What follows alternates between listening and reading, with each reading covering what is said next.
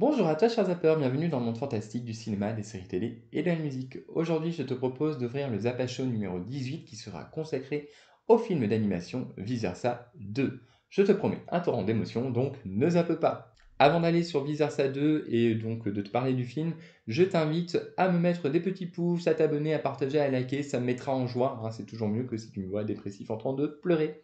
Donc merci à toi pour ton soutien. Vice Versa 2 est donc un film d'animation, c'est la suite directe de Vice Versa 1 sorti il y a déjà 9 ans.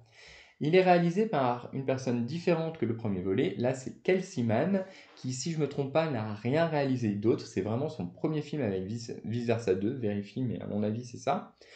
Par contre, Kelsey Mann était Story Supervisor au sein de Pixar.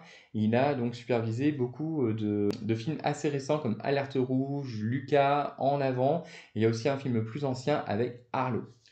Le film a coûté 200 millions, un peu plus que les 175 millions du premier, qui avait fini sa course d'ailleurs à 860 millions.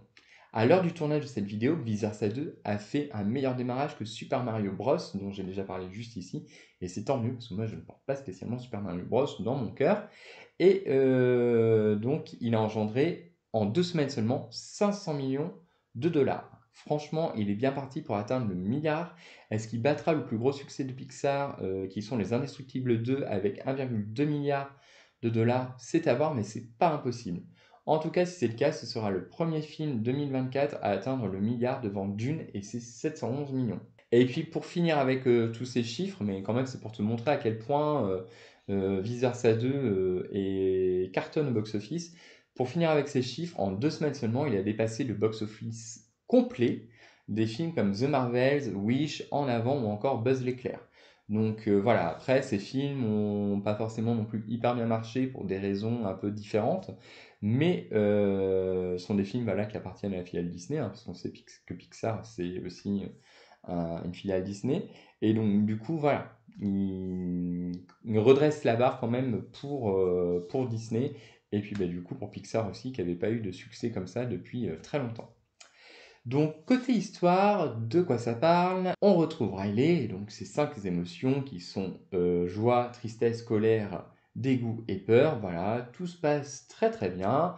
Riley va intégrer le lycée. Elle apprend malheureusement que ses 2 meilleures amies, Brina et Grace, sont prises dans un autre lycée.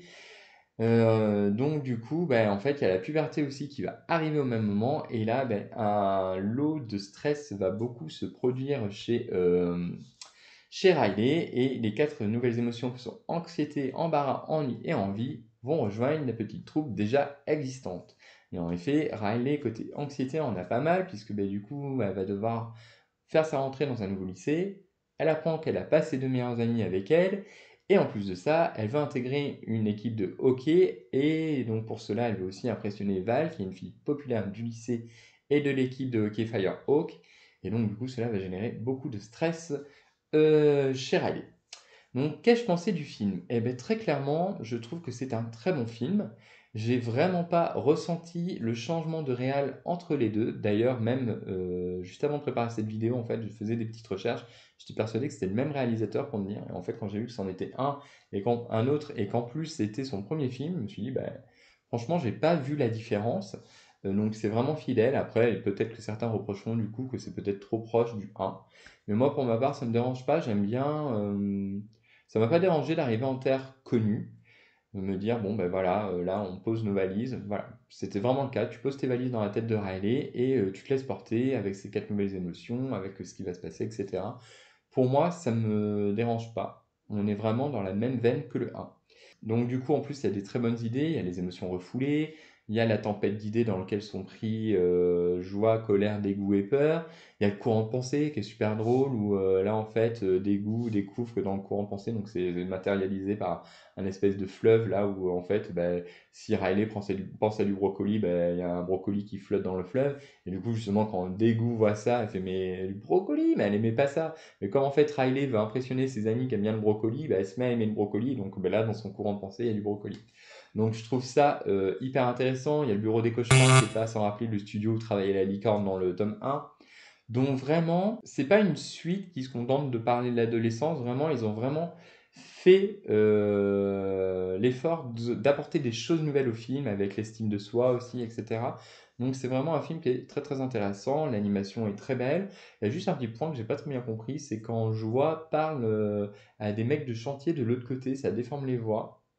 Ça, j'ai pas compris en fait à quoi ça faisait référence en fait dans notre cerveau. Donc, si quelqu'un peut me l'expliquer, alors, je vais peut-être passer à côté d'une information. Donc voilà, c'est un très bon film que je te conseille. Après, est-ce qu'il est à la portée de tous les enfants? Peut-être pas, parce que quand même, embarras, ennui, anxiété sont peut-être des émotions encore un peu intermédiaires pour des enfants par exemple de 8, 9, 10 ans. Voilà, après, ça peut être l'occasion aussi de les évoquer avec. Moi, j'ai été voir ce film avec des enfants avec qui je travaille en situation de handicap, donc c'était dans le cadre du travail. Et du coup, j'ai demandé à un des jeunes s'il avait compris ce que c'était des émotions, donc c'était bien. Il n'avait pas tout compris au niveau de l'embarras, pour lui c'était un petit peu confus. Pareil, l'anxiété, il savait pas trop ce que c'était, mais quand je lui dis anxiété, stress, tout de suite, il a compris. Donc du coup, je trouve que ça peut être bien aussi pour aborder avec ses enfants des émotions un peu moins connues que la tristesse, la colère, la peur ou la joie. Voilà. Donc voilà, je trouve que c'est un très bon film que je te conseille d'aller voir. Est-ce qu'il est dans mes Pixar préférés? Bah, pourquoi pas? D'ailleurs, je te ferai un classement sur mes Pixar préférés. J'ai déjà fait celui sur Disney, que tu peux retrouver juste ici. Je te ferai un classement bientôt sur mes Pixar préférés. Mais oui, en tout cas, moi, j'ai passé un très très bon moment devant ce Vice Versa 2. Voilà, c'est court, c'est bien rythmé, l'animation est bonne. Voilà, ça parle au grand, ça parle au petit, etc. Et puis, je trouve que ça permet vraiment d'aborder des émotions nouvelles avec eux. Et puis, pourquoi pas de travailler tout ça avec nos petits bambins, quoi, ou nos jeunes qui peuvent des fois avoir du mal à exprimer leurs émotions. Donc je trouve que ça fait une bonne passerelle aussi. Donc moi je te conseille fortement d'aller voir ce Pixar et puis pour l'aider à franchir le milliard. Et d'ailleurs en parlant de milliard, d'ailleurs, dernier point, c'est un peu inquiétant parce que c'est une super bonne nouvelle hein, que vice versa de cartonne et vise le milliard, à mon avis qu'il atteindra. Mais par contre, du coup, au niveau de la direction Pixar, il semblerait que ce succès-là de vice-versa pousse les dirigeants de Pixar à s'orienter vers des suites et donc ils ont annoncé un Toy Story 5. Alors j'ai rien contre la saga Toy Story, elle est vraiment très bonne.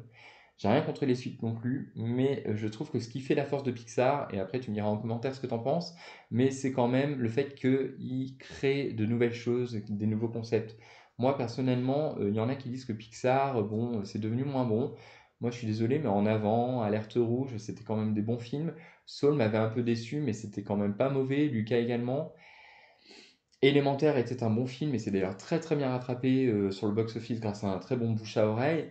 Donc voilà, j'espère vraiment que la direction de Pixar va quand même essayer de faire en sorte de proposer des nouveaux concepts et des choses intéressantes et pas seulement surfer sur des franchises connues pour s'assurer un succès. Parce que je pense que Toy Story 5, bientôt on risque d'avoir peut-être un Indestructible 3 et pourquoi pas aussi un monde de Nemo Dory 3 aussi. Donc voilà, en sachant qu'en plus les suites chez Pixar, c'est pas forcément non plus ce qui est le mieux, hein. Cars, moi j'ai pas vraiment adhéré. Le monde de Dory, c'est pareil, c'était une grosse déception par rapport au monde de Nemo. Donc bon, à voir, mais ce que va donner la suite. Après, la bonne nouvelle, c'est que Pixar refuse par contre de faire des Disney live, des live action, en fait, comme fait Disney, en adaptant ses dessins animés en film, en film live action. Là, du coup, ça c'est une bonne nouvelle, parce que je trouve que c'est pas forcément utile, et les live action sont en grande majorité assez mauvais. Tu pourras m'en dire aussi en commentaire ce que tu en penses. Donc voilà, conclusion, ben, je te conseille d'aller voir Vice Versa 2. Je te conseille toujours d'aller voir les films, mais là, Vice Versa 2, c'est un très bon film, donc tu peux y aller. Les yeux fermés, tu rigoleras, tu trouveras ça vraiment sympa. C'est pour les enfants, c'est pour les adultes. Après, ben, justement, ça permet la discussion en plus entre parents adultes sur les émotions. Donc c'est top. Donc dis-moi en commentaire ce que tu as pensé du film si tu l'as vu. Et puis je te dis à très bientôt pour un prochain numéro de Zap. Bye!